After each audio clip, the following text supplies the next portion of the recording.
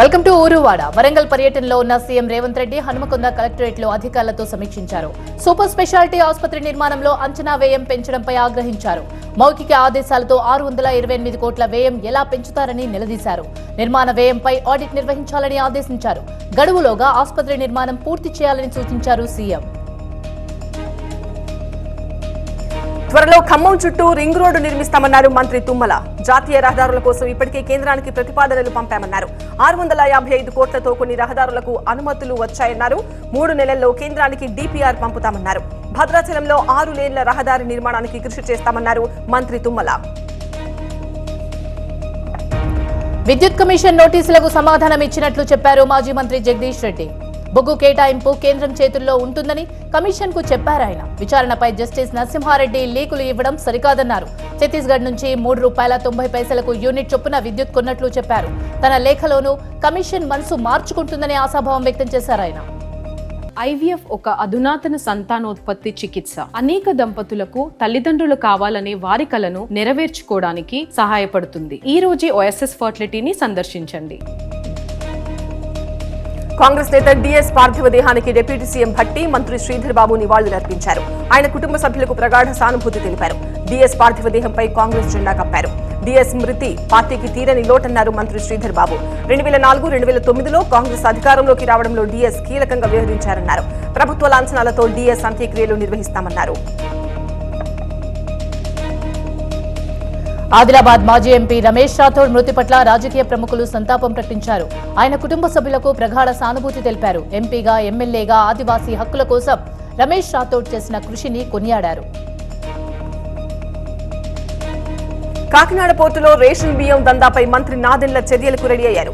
మానస, Vishwapriya, sortex గోదాంలను వెంటనే seize చేయాలని జేసీని ఆదేశించారు. నిబంధనలు పాటించకుండా గోదాంలు ఏర్పాటు చేసినా ఎందుకు పట్టించుకోలేదని అధికారులపై ఆగ్రహం ప్రదర్శించారు. రేషన్ బియ్యం ఇతర ప్రాంతాలకు తరలిస్తుంటే ఏం చేస్తున్నారని నిలదీశారు. పోలవరం ప్రాజెక్టుపై బహిరంగ చర్చకు సిద్ధమన్నారు రాజమండ్రి మాజీ ఎంపీ మార్గాని భరత్. ఎవరి హయాంలో ఏం జరిగిందో చర్చకు రెడీ అంటూ సవాల్ విసిరారు. జాతీయ ప్రాజెక్ట్ అయిన పోలవరాన్ని కేంద్రానికి వదిలేస్తే ఇప్పటికే పూర్తయ్యేదని అన్నారు. గతంలో టీడీపీ సర్కార్ ఇష్టారీతిన పనులు చేపట్టిందని ఆరోపించారు. పోలవరం జాప్యానికి చంద్రబాబే కారణమన్నారు. ఎన్టీఆర్ జిల్లా జగ్గయ్యపేట నియోజకవర్గంలో డయేరియా వ్యాప్తిపై మంత్రి సత్యకుమార్ స్పందించారు. 10 గ్రామాల్లో డయేరియా బారిన పడి ఒకరు చనిపోగా 100 మంది ఆసుపత్రుల పాలయ్యారు. డయేరియా విజృంభణపై TV9 వరుస కథనాలతో పారిశుద్ధ్యంపై ఫోకస్ చేశారు.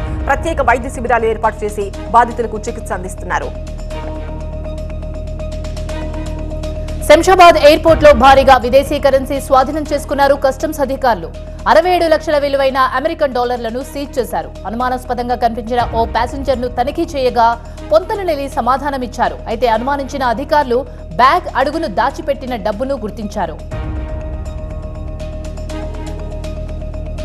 హైదరాబాద్ లో డ్రగ్ ర్యాకెట్ పై నార్కోటిక్ బ్యూరో ఉక్కుపాదం మోపుతోంది. తాజాగా హైటెక్ సిటీ దగ్గర 4గురిని అదుపులోకి తీసుకుని ప్రశ్నిస్తున్నారు. వారిలో ఒకరు డ్రగ్స్ సప్లయర్ గా గుర్తించారు. నిందితుల నుంచి 1.5 కిలోల గంజాయి సీజ్ చేశారు. పరారీలో ఉన్న మరో డ్రగ్ సప్లయర్ కోసం గాలిస్తున్నారు. నిందితులపై ఇప్పటికే పలు కేసులు ఉన్నట్టు చెబుతున్నారు. కాళేశ్వరంపై ఏర్పాటు చేసిన జస్టిస్ పినాకీ ఘోష్ కమిషన్ నివేదిక ఇవ్వాల్సిన గడువును మరో 2 నెలల పాటు పొడిగించింది తెలంగాణ ప్రభుత్వం.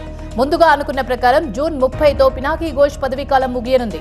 పార్లమెంట్ ఎన్నికల నేపథ్యంలో 100 రోజుల్లో విచారణ పూర్తి కాకపోవడంతో ఆగస్టు 31 వరకు పొడిగిస్తూ నిర్ణయం తీసుకుంది ప్రభుత్వం. తూర్పుగోదావరి జిల్లా కడియంలో అనుమతులు లేకుండా ప్రభుత్వ స్థలంలో నిర్మించిన వైసీపీ కార్యాలయాన్ని జేసీబీలతో తొలగించారు అధికారులు. అడ్డుకునేందుకు యత్నించిన వైసీపీ నేత గిరిజాల బాబును పోలీసులు అరెస్ట్ చేశారు. దీంతో ఆయన అనుచరులు పోలీస్ స్టేషన్ దగ్గర ఆందోళనకు దిగారు. ఎమ్మెల్యేగా విజయం సాధించి మంత్రి హోదాలో తొలిసారి పిఠాపురం వస్తున్న పవన్ కళ్యాణ్ కు భారీ స్వాగతం పలికేందుకు ఏర్పాట్లు చేస్తున్నారు జనసేన కార్యకర్తలు. ఎన్నికల అనంతరం ఉప్పాడ బస్టాండ్ సెంటర్లో తొలి వారాహి యాత్ర చేపట్టనున్నారు పవన్. ప్రభుత్వ పరంగా నిర్వహించే పెన్షన్ పెంపుదల, గ్రీవెన్స్ సెల్ కోసం పలు శాఖల అధికారులు ఏర్పాటు చేస్తున్నారు. కాకినాడ పోర్టులో ఉన్న గోడౌన్లను వరుసగా 2వ రోజు తనిఖీ చేశారు మంత్రి నాదెండ్ల మనోహర్. నిన్నటి తనిఖీలో భాగంగా 7,600 మెట్రిక్ టన్నుల రేషన్ బియ్యాన్ని సీజ్ చేశామన్నారు. పేదల పొట్టగొట్టి ఆఫ్రికా దేశాలకు బియ్యాన్ని తరలిస్తున్నారని ఆరోపించారు మనోహర్. అప్రమత్తంగా ఉండాల్సిన పోర్టు అధికారులు ఏమీ తెలియదంటున్నారని విమర్శించారు. ఇటీవల ఎన్నికల్లో ప్రధాని మోదీ బీజేపీని ఓడించేందుకు కొన్ని అంతర్జాతీయ శక్తులు కుట్ర చేశాయని ఆరోపించారు కేంద్ర మంత్రి కిషన్ రెడ్డి. జూబ్లీహిల్స్ అసెంబ్లీ నియోజకవర్గ బీజేపీ ముఖ్య నేతలు, పోలింగ్ బూత్ అధ్యక్షులు, కోఆర్డినేటర్లతో సమావేశమయ్యారు కిషన్ రెడ్డి. పార్టీ విజయం కోసం కష్టపడ్డ కార్యకర్తలను ప్రశంసించారు. వైసీపీ పాలనలో గుంటూరు సర్వజన ఆసుపత్రిని అధ్వానంగా మార్చారన్నారు కేంద్ర మంత్రి పెమ్మసాని చంద్రశేఖర్. ఇక్కడి సమస్యలను రాబోయే 2 నెలల్లో పరిష్కరిస్తామన్నారు. జీడీహెచ్ వైద్యులతో సమీక్షా సమావేశంలో కేంద్ర సహాయ మంత్రితో పాటు కలెక్టర్ నాగలక్ష్మి, ఎమ్మెల్యేలు గల్లా మాధవి, నజీర్ అహ్మద్, రామాంజనేయులు పాల్గొన్నారు. పొద్దుటూరులో మున్సిపల్ కౌన్సిల్ భేటీలో టౌన్ ప్లానింగ్ లో అక్రమాలు జరిగాయంటూ నిలదీశారు MLA Varadarajula Reddy. Assistant town planning అధికారిని ఎక్కడికి బదిలీ చేసేది లేదని స్పష్టం చేశారు. ఆయన సమక్షంలోనే అక్రమ కట్టడాలను కూలుస్తామన్నారు. ఇక్కడైనా ప్రజలకు సేవ చేయడం నేర్చుకోవాలని మణిరత్నాన్ని హెచ్చరించారు ఎమ్మెల్యే.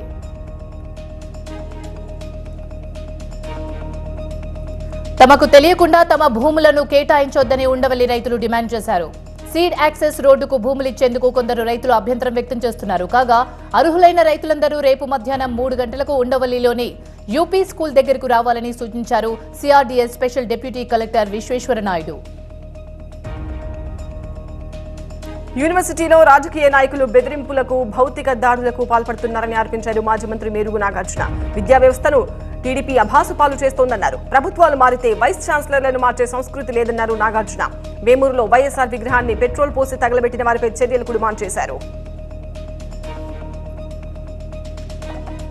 ప్రకాశం జిల్లా గిద్దలూరు ప్రభుత్వ ప్రాంతీయ వైద్యశాలను ఎమ్మెల్యే అశోక్ రెడ్డి ఆకస్మికంగా తనిఖీ చేశారు.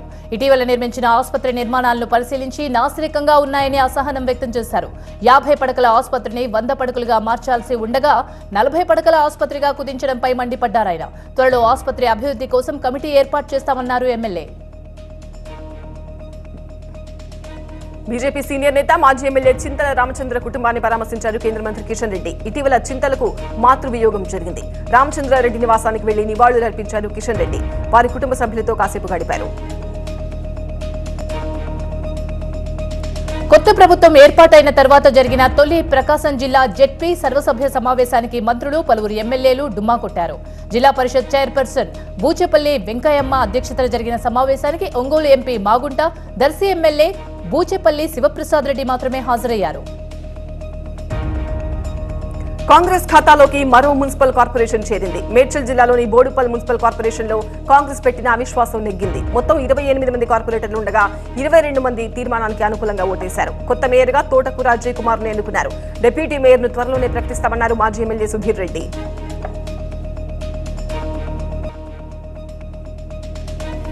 Back to news. Hyderabad Banjara Hills road number 14 లో ఒక వ్యాపారి వాల్టాకు తూట్లు పొడిచి ఏకంగా రోడ్డుపైన బోరు వేశాడు.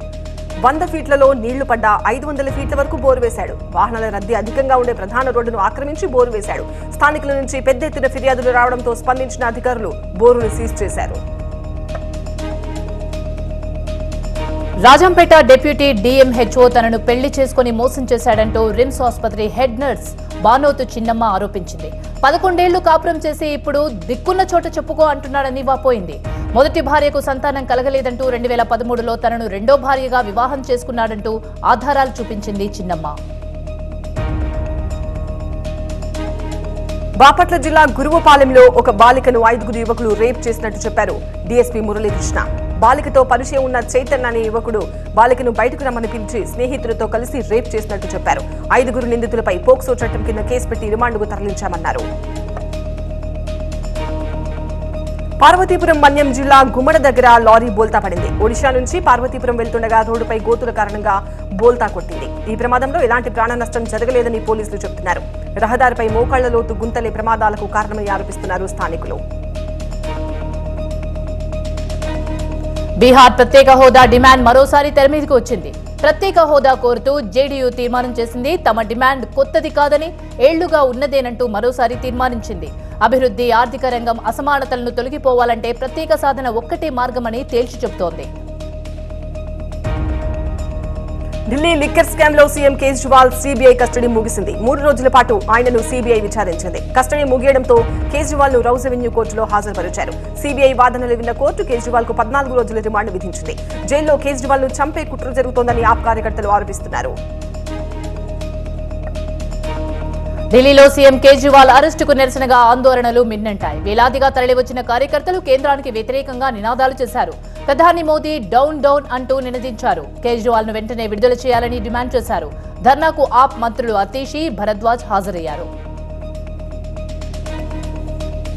జార్ఖండ్ లో అధికారంలోకి వస్తామని బీజేపీ పగటి కలలు కంటోందని మాజీ సీఎం హేమంత్ సోరెన్ అన్నారు. భూకంపకోణంలో బెయిల్ దొరకడంతో 5 నెలల తర్వాత జైలు నుంచి విడుదలైన సోరెన్ రాంచీలో భారీ ర్యాలీ చేశారు. అనంతరం బిర్సా ముండా విగ్రహాన్ని సందర్శించారు. రానున్న అసెంబ్లీ ఎన్నికల్లో జేఎంఎం ఘన విజయం ఖాయమన్నారు. ఓటమి భయంతోనే తనపై బీజేపీ తప్పుడు కేసులు పెట్టి జైల్లో వేసిందన్నారు.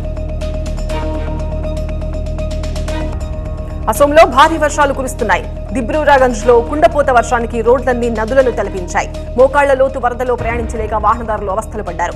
లోతట్టు ప్రాంతాల్లో ఇళ్లతో పాటు వాహనాలు నీట మునిగాయి. అధికారులు సహాయక చర్యలు చేపట్టారు. టీ20 ప్రపంచ కప్ ఫైనల్ మ్యాచ్ కు కౌంట్ డౌన్ స్టార్ట్ అయింది. టైటిల్ ఫైట్ కోసం భారత్, దక్షిణాఫ్రికా బోర్బాడోస్ లో కసరత్తు చేస్తున్నాయి. అయితే ఈ మ్యాచ్ కు వాన ముప్పు 60% ఉందని వాతావరణ విభాగం ప్రకటించింది. అవుట్ ఫీల్డ్ తడిగా ఉంటే రేపు మ్యాచ్ నిర్వహిస్తారు. అయితే రిజర్వ్ డే నాడు కూడా వానొస్తే ఇరు దేశాలను సంయుక్త విజేతగా ప్రకటిస్తారు. కాసేపట్లో జరిగే టీ20 ప్రపంచ కప్ ఫైనల్ మ్యాచ్ కోసం దేశమంతా ఎదురు చూస్తోంది. టీమిండియా విజయం సాధించాలని కోరుకుంటూ పూజలు చేస్తున్నారు అభిమానులు. ఉత్తరప్రదేశ్ గోరఖ్పూర్ లో క్రికెట్ అభిమానులు భారత జట్టు విజయం కోసం ఏకంగా యజ్ఞం చేశారు. India south Africa final match సందర్భంగా రాజమహేంద్రవరంలో ప్రత్యేక ఏర్పాట్లు జరుగుతున్నాయి. నగర ప్రజల కోసం ఆనం కళా కేంద్రంలో ప్రత్యేక స్క్రీన్ ఏర్పాటు చేశారు. క్రీడాభిమానులు వచ్చి మ్యాచ్ చూడాలని ఎమ్మెల్యే ఆదిరెడ్డి వాసు విజ్ఞప్తి చేశారు. ఈ మ్యాచ్ లో భారత్ గెలుస్తుందని ఆశాభావం వ్యక్తం చేశారు టీడీపీ ఎమ్మెల్యే. మరికాసేపట్లో జరిగే టీ20 వరల్డ్ కప్ ఫైనల్ మ్యాచ్ లో భారత్ గెలుపు కోసం కాన్పూర్ క్రికెట్ అభిమానులు ప్రత్యేక పూజలు చేశారు. ఉత్తరప్రదేశ్ ప్రయాగ్రాజ్ లో టీమిండియా అభిమానులు పూజలు చేశారు. సౌత్ ఆఫ్రికాపై భారత జట్టు విజయం సాధించాలని కోరుతూ గంగా నదిలో జలాభిషేకం చేశారు. ఢిల్లీ స్మృతి స్థల్ దగ్గర వాజ్పేయికి నివాళులర్పించారు ఒడిశా సీఎం మోహన్ మాఝీ. ఆయనతో డిప్యూటీ సీఎం మరికొందరు నేతలు ఉన్నారు. ఒడిశాలో తొలిసారి బీజేపీ ప్రభుత్వం ఏర్పాటు కావడంతో స్మృతి స్థలిని సందర్శించారు సీఎం. ఆ తర్వాత రాజ్ఘాట్ దగ్గర మహాత్మా గాంధీకి నివాళులర్పించారు. రాజస్థాన్ అజ్మీర్ లో రైల్వే ఉద్యోగులు నిరసన చేపట్టారు. రైల్వే కాలనీలో తాగునీటి సరఫరా పునరుద్ధరించాలని డిమాండ్ చేశారు. గత కొన్ని రోజులుగా ఇక్కడ తాగునీటి సరఫరా చేయడం లేదని ఆగ్రహం వ్యక్తం చేస్తున్నారు.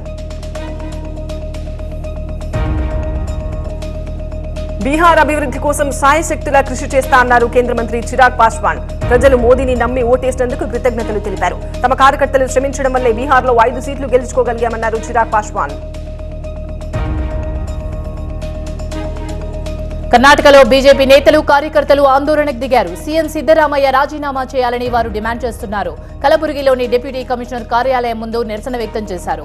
ట్రైబల్ వెల్ఫేర్ స్కామ్ లో 187 కోట్ల అవినీతి జరిగిందని ఆరోపించారు. దీనికి బాధ్యత వహిస్తూ సీఎం రాజీనామా చేయాలని డిమాండ్ చేశారు బీజేపీ నేతలు. కోయంబత్తూరులోని నొయ్యల్ నది ఫ్యాక్టరీ వ్యర్థాలతో కలుషితమైపోయింది. కల్వాయి చెక్ డ్యాం లో నీరు మొత్తం నురగలతో నిండిపోయింది. దీంతో చుట్టుపక్కల జనం ఆందోళన వ్యక్తం చేస్తున్నారు. తాము అనారోగ్యం పాలయ్యే ప్రమాదం ఉందని, ప్రభుత్వం దీనిపై దృష్టి సారించాలని కోరుతున్నారు.